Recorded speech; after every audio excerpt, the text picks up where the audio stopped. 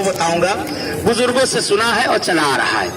अगर किसी के जिस्म में कैसा भी दर्द हो, कैसा भी दर्द हो, कमर का हो, कैसा भी दर्द हो, तो जो हौदज बनी हुई है, महमिलें जो बनी है, उसमें चंद सेकंड के लिए नियत करके वहां बैठ जाओ, अल्लाह उसे शिफा दे देता है। इसका खुद मैं सामने खड़ा हूं आपके, कि खुद मुझ पर बीत चुकी है, चलना फिरना मुश्किल था।